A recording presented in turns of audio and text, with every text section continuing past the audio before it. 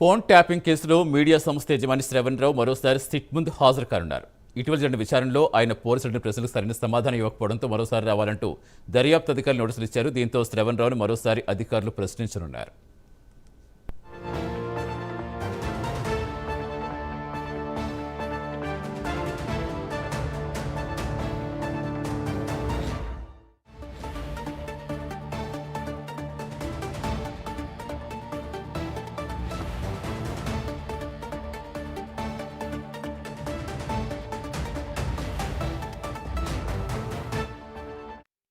Phone tapping కేసులో media సంస్థ యజమాని శ్రవణ్ రావు మరోసారి సిట్ ముందు హాజరు కానున్నారు.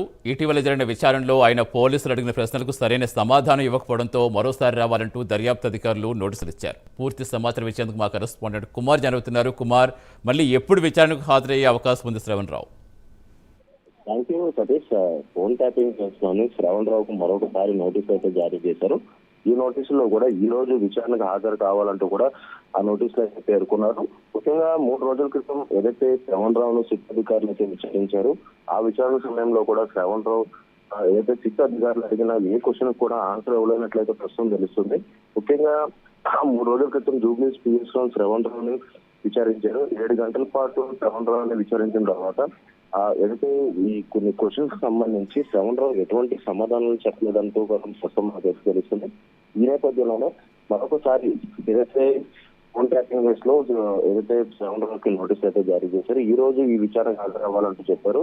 ముఖ్యంగా ఈ ఫోన్ ట్యాపింగ్ కేసులో శ్రవణ్ రావు చాలా ముఖ్యమైన వ్యక్తి అని చెప్పొచ్చు. ఎందుకంటే ఫోన్ ట్యాపింగ్ కేసు నమోదు అవ్వకముందే శ్రవణ్ రావు యూఎస్ అయితే వెళ్ళిపోయారు. ముఖ్యంగా గత 10 ఏళ్ల హయాంలోనే ఈ ఫోన్ ట్యాపింగ్ కేసుకు సంబంధించి శ్రవణ్ రావు ఆదేశాల మేరకు ఇటు ఎస్ఐబి చీఫ్ ప్రభాకర్ రావుతో పాటు ఎస్ఐబిలో ప్రతి ఒక్కరు కూడా ఫోన్ ట్యాప్ చేసినట్లయితే వాళ్ళు ఇచ్చిన స్టేట్మెంట్ లో అయితే ఉంది. ప్రస్తుతం ఇప్పుడు ఏదైతే శ్రవణ్ రావును మరి ఈ రోజు విచారణకు అయితే పిలిచారు, ఈ రోజు హాజరవుతారు లేదని అయితే మనం వేచి చూడాల్సింది Satish. Right, thank you Kumar.